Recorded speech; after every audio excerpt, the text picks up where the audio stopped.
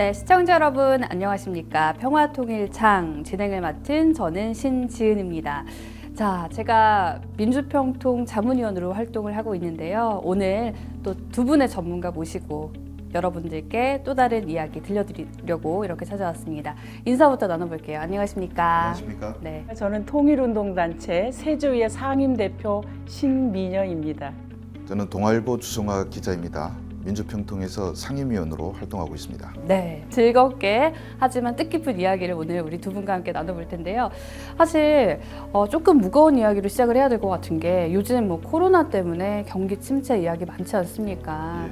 한국 사람들도 먹고 살기 힘들다 다들 이렇게 말을 하고 전 세계 다 마찬가지일 텐데 특히 우리 북한 이탈 주민분들 더 좀 어려우실 수도 있을 것 같아요.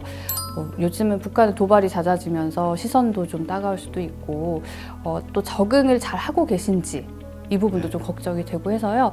저희가 일단 북한 이탈 주민 현황을 좀 보면서 시작을 해야 될 것 같은데요. 일단 코로나를 겪었잖아요, 저희가. 좀 북한 이탈 주민의 수도 좀 줄었다고 들었어요. 그 기간 동안이요. 어떻습니까? 예, 코로나를 거치면서 탈북민 숫자가 급감을 했습니다.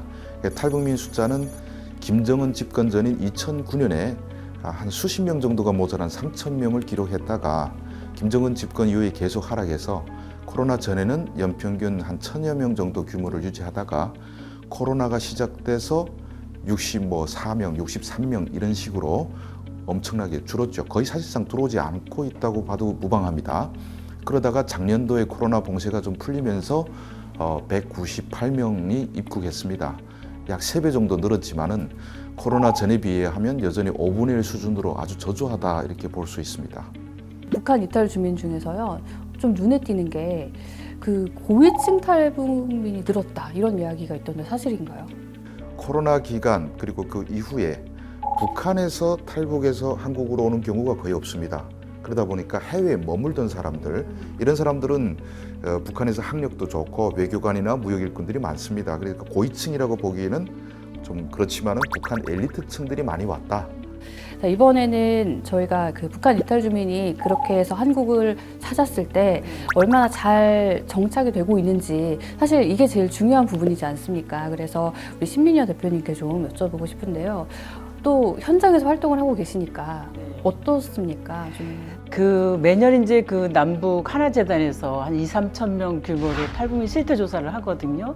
실체 조사에 따르면은 기초생활 수급자라든가 아니면은 뭐 실업률이라든가 고용률 이런 걸로 보면 데이터상으로는 굉장히 좀 계속 잘 정착하는 걸로 돼 있습니다. 하지만 이제 저는 또 필드에서 이분들을 도와주는 입장에서는 끊임없이 어려운 점은 많다. 예, 그렇게 말씀드리고 싶네요. 네. 이분들이 이제 심리 안정 부분과 이제 가족 문제거든요.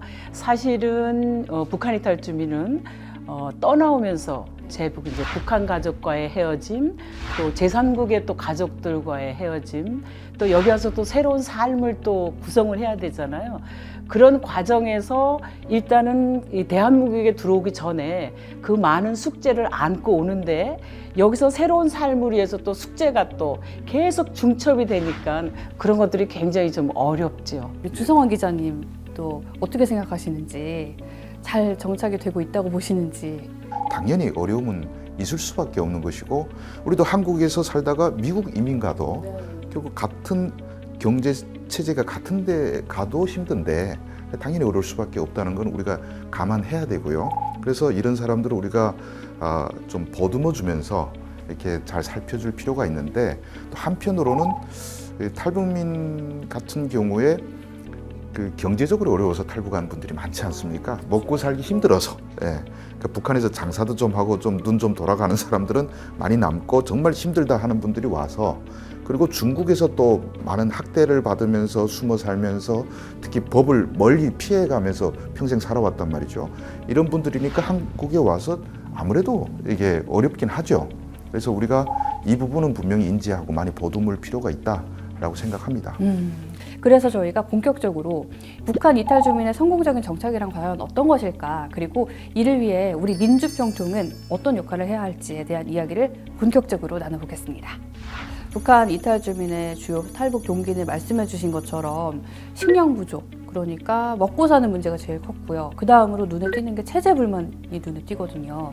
자, 그러면 사실 희망을 찾아서 한국에 왔을 테니까 탈북 이후 이런 문제가 얼마나 해결이 됐는지, 또 성공적인 정착을 해서 만족스러운 삶을 살고 있는지 정말 많이 궁금하거든요.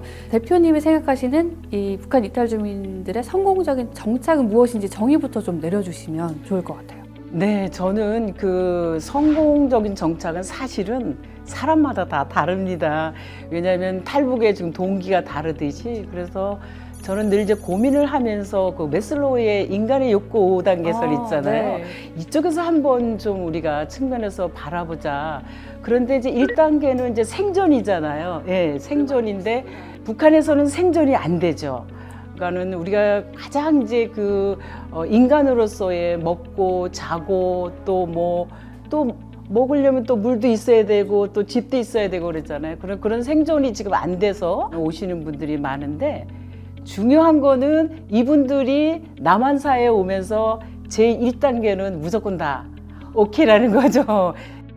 그러면 이제 두 번째 같은 경우는 뭐냐면은 이제 안전. 탈북민들 보면 제3국에서 신체적으로 위협도 당하고 북송될까 뭐 이런 걱정도 많이 하는데, 여기 와서는 그런 걱정이 없잖아요. 그래서 이제 2단계도 보면은 이제 경제적인 문제가 조금 좀 걸리죠. 메슬로우의 이제 5단계를 보면 1, 2단계는 이제 개인적인 거고, 이제 제3단계로 들어갔을 때 이제 상호 관계, 다른 사람과의 이제 상호 관계인데, 그게 이제 애정에 대한 거거든요. 내가 이제 어떤 커뮤니티에서 이제 소속이나 이런 거에 대해서 내가 인정을 받는지, 이런 욕구들. 그다음에 이제 그 4단계로 가면은 얼마나 내가 또 이 사회에서 이제 나에 대한 어떤 자존감 내지는 그런 어떤 존경을 받고 있고 그렇게 하느냐. 근데 탈북민이라는 대한 어떤 그런 또 인식이 있잖아요. 이런 부분에서도 깨지고, 그래도 마지막 이제 우리가 그렇다면은 이제 관계를 다 하는데, 그럼 나는 누굴 것인가, 마지막 단계거든요. 자아실현 단계인데, 우리 여기 옆에 있는 기사님은 자아실현 단계죠. 제가 이제 그렇게 한번 북한 이탈 주민도 정착을 한번 그 욕구 5단계로 한번 다시 새로운 시각으로 보면 어떨까라는 거를 제가 한번 고민을 해봤습니다. 좀 깊은 고민을 한 끝에 이제 북한 이탈 주민들의 성공적인 정착이라는 기준을 나름 세우셨군요. 자, 그러면 주 기자님은 어떤 게 성공적인 정착이라고 보세요? 성공적인 정착이라는 것이 결국은 자기가 만족하면 되는 거 아닌가 싶습니다. 그래서 탈북민이란 사회를 우리가 한 묶음으로 보는데, 이것도 세분화하게 되면요, 북한에서 뭐 고학력에 젊고 이런 사람들은 한국 와서 정착 잘합니다. 근데 35세 지났거나 특히 50세 지나서 오신 분들은, 우리도 50 지난 여성분이, 특히 탈북민들이 80%가 여성인데 이 여성분이 여기 와서 새로운 기술을 익혀서 취직할 수가 없지 않습니까? 이런 분들은 좀 어렵죠. 우리가 형평성을 보면서 지원해야지, 탈북민들한테 또 너무 많은 지원을 하게 되면 한국 사회 여론이 또 싸늘해지거든요. 그렇기 때문에 이것도 또 형평성의 문제가 있어서 쉽진 않은데, 일단 기본적으로 나이 들어서 오신 50대 이상의 여성분들은 좀 힘든 부분이 있습니다. 근데 요걸 우리가 이런 분들은 그럼 영원히 정착을 못했냐 하게 되면, 그럼에도 불구하고 야, 내가 중국과 북한에서 살던 삶에 비하면 이게 얼마나 좋냐, 이렇게 만족을 느끼시는 분들이 많습니다. 결국 남과 비교하면서 자기를 너무 비하하면 정착 못했다고 생각하는 것이고, 주어진 삶에 만족하면 저는 정착했다, 이렇게 볼 수 있다고 봅니다. 그러면 모든 분들이 이렇게 스스로에게 만족할 수 있는 그런 사회를 만들기 위해서 제도적으로 어떤 보완이 좀 필요하다고 보세요? 탈북민들이 성공적으로 정착한다, 잘 정착한다 하기 위해서는 제가 보는 시각에서는 세 가지 문제가 제일 중요하다고 봅니다. 첫 번째는 탈북자 본인들의 의지입니다. 의지가 없는 사람들은 옆에서 아무리 도와주려고 해도 안 됩니다. 그러니까 저는 탈북민들한테 제일 먼저 당신들부터 정착하기 위해서 강한 의지를 가져야 한다라고 얘기를 항상 해옵니다. 내가 포기하면 옆에서 아무리 도와주려고 해도 의미가 없습니다. 두 번째 문제가 탈북민 정착을 위해서 한국 사회의 시선입니다.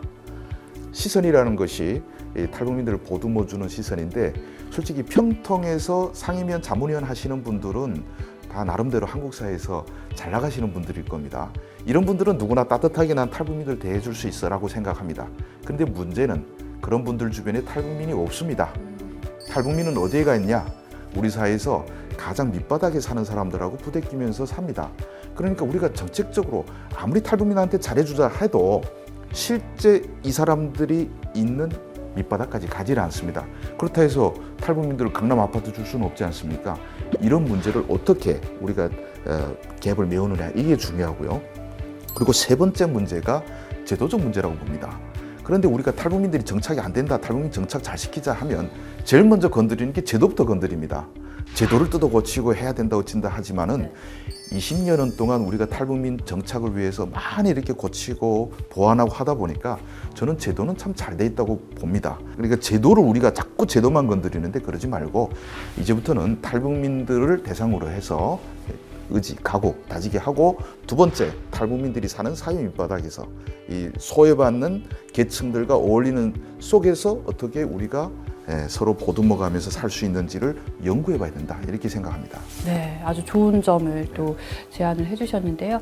우리 신민여 대표님께서는 어떤 생각 갖고 계세요? 이제는 가정으로 들어가서 그 안에서 어떤 일이 벌어지는지, 무엇이 부족한지 이런 것들을 저희가 하나하나 좀 같이 도와주면서 해결해 주는 거, 그거는 저는 가장 좀 중요하다고 보고요. 지금 탈북민들이 한 25년 됐잖아요. 우리가 하나원이 생긴 지가. 그래서 제가 볼 때는 아까 가족 문제에 있어서 들어가서 좀 세분화돼서 해주고, 그다음에 법률 문제는 정말 실질적으로, 그렇죠? 예. 네, 정말 실질적으로 이 사람들이 필요한 부분까지 어느 정도 현실화 시켰으면 좋겠어요. 네. 여기서 또 저희가 이 질문을 안 드릴 수가 없어요. 얼마 전에 대통령께서 이런 말씀을 하셨죠. 제가 의장으로 있는 민주평화통일자문회의에서 큰 역할을 할 것이다. 그래서 이 대목에서 저희가 또 책임감이 무겁잖아요. 주 기자님, 저희 민주평통 자문위원들, 또 민주평통은 어떤 역할을 해야 될까요? 민주평통의 역할을 하려면 할 것들이 많죠. 일단 민주평통은 전국적으로 또 전 세계적으로 우리가 정부 기구를 갖고 있는, 각 조직을 다 지역마다 갖고 있는 유일한 단체입니다. 이 말은 뭐냐면 어느 지역이든지 탈북민들과 접점을 만들 수 있는 유일한 조직이라는 뜻이기도 합니다. 그래서 평통은 이런 것을 우리가 활용해서 찾아가야죠. 아까 제가 말씀드리다시피 평통 자문위원, 상임위원이 있는 그 주변에는 탈북민이 없습니다. 그렇기 때문에 평통이 임대아파트, 그리고 저 3D 공장지대 찾아가서 우리가 평통인데 이렇게 당신이 어려움이 뭐냐 하고 보듬어 줄 필요가 있습니다. 그리고 탈북민들 법률 지원을 하는 법무법인에는 국가적으로 인센티브를 준다던가 이렇게 해야 되고요. 평통도 어느 만큼 찾아가서 보듬어 줬는지를 가지고 중앙에서부터 지역까지 노력하면 됩니다. 예. 우리 신민여 대표님께서는 어떤 점을 좀 조언해주고 싶으세요? 예, 평통에서 저희도 이제 이렇게 홈페이지 보면은 계속 행사를 많이 하잖아요. 그런데 저는 이제 일단은 너무 일회성으로 좀 안 했으면 좋겠다. 지속 가능하게 뭔가 시스템적으로 좀 움직여주면 좋겠고요. 지금 우리 대한민국 국민들이 한 5,200만 명 정도 되나요? 그러면 탈북민들이 한 34,000명으로 봤을 때 제가 언제 한번 보니까 0.007%밖에 안 돼요, 탈북민이. 그러면 우리 평통도 새롭게 진입하는 위원들이 있잖아요. 이분들은 북한에 대해서도 모르고 탈북민에 대해서도 모를 확률이 크죠. 그래서 우리가 이런 게 있습니다. 경제학적으로 내가 아무리 100점짜리 서비스를 준다 하더라도 그 고객이 그게 50점으로 받아들이면 그게 50점짜리 서비스거든요. 이 얘기는 뭐냐면 탈북민들을 도와주려면 일단 탈북민에 대해서 공부를 해야 됩니다. 아주 저는 그 클래스는 계속 좀 있고 이런 분들 강사로 해서 계속 끊임없이 북한 사회를 알게 되고 탈북민에 대해서 아는 다음에 그 다음에 서비스를 해줘야지만 그분 맞춤형이 바로 그런 거거든요. 그 다음에 사실요, 제가 20년 동안 해봤지만 문화가 다른 사람을 도와준다는 게 너무너무 어렵습니다. 그렇기 때문에 더더군다나 우리 평통에서는 자문위원 정도는 시대적이나 역사적으로나 사회적으로나 이런 의무감을 갖고 정말 힘들더라도 또다시 또다시 그분들을 좀 지켜봐 주고 계속 끊임없는 좀 사랑을 베풀 수 있는 그런 것들이 좀 시스템적으로 돼서 그냥 도와주지 하지 말고 각오를 하고 도와주는 거죠. 제가 이 문제에 한마디 더 네. 붙인다고 하면 그 탈북민 각 평통에서 지원하라 하게 되면 아마 제일 많이 나오는 아이디어가 멘토링 아, 맞아요. 이런 건데 저는 이 멘토 사업을 시작했다 싸움으로 끝나는 사례를 참 많이 봤습니다. 쉽게 접근할 수 있고 쉽게 떠오르는 아이디어가 멘토링이지만은 탈북민 입장이라고 봅시다. 제일 없는 게 뭡니까? 돈이 없겠죠. 경제적으로 어렵죠. 그런데 멘토가 와가지고 밥 한 번 사주면서 한국 사회 잘 살려면 너 이런 거 해야 된다. 너 이런 거 하지 마라. 이렇게 하지 말 계속 그래요. 그럼 받아들인 당사자 입장에서는 아니 돈 무슨 지금 우리 세탁기도 없는데 그거 하나 사줄 줄 알고 왔는데 계속 잔소리나 해요. 시간 내서. 근데 한국인 입장에서는 우리가 시간이 돈인데 이 시간을 투자해서 이렇게 정착 잘하라고 열심히 얘기해 주는데 하나도 달라지는 게 없어. 탈북자 입장에서는 뭘 실질적으로 도와주는 거 없이 잔소리만 해야 되는데 이래가지고요. 오히려 친해지려고 접근했다가 갈라지는 경우가 많습니다. 그래서 아까 신 대표님이 탈북민을 잘 연구해야 된다고 했는데 그 사람의 진짜 필요한 것이 뭔지를 알고 도와줄 수 있으면 다가가고 자기 기준으로 해서 다가가지 말라는 거죠. 그래서 그게 뭐 경제적 지원도 될 수 있지만은 어쩌면 또 처음부터 선 긋고 나는 경제적 지원은 못 주는데 내가 이러한 걸 하면 그건 도와줄 수 있다고 선을 딱 긋고 접근하게 되면 본인이 기대가 없지 않습니까? 그래서 정말 관계가 좋은 관계로 이어지는 멘토링이 돼야지 싸움으로 끝나는 멘토링 하지 말자. 그래서 정말 내가 주는 서비스가 아니라 그 서비스를 받는 사람한테 충분히 우리가 이해와 충분히 공부가 된 다음에 그다음에 서비스를 줘야 된다는 거예요. 그래야지만은 상호 상처를 받지 않는다라는 거죠. 그래서 결국은 공부입니다. 공부. 그렇죠. 우리 주 기자님은 어떻게 한 단어로 좀 정리해 주시죠? 오늘 한줄평 얘기하면 평통 제일 잘할 수 있는 조직이다. 그리고 평통에 참 훌륭한 분들이 다 우리가 위원으로 모셨을 거 아닙니까? 우리 얼마든지 잘할 수 있다. 예, 한번 해봅시다.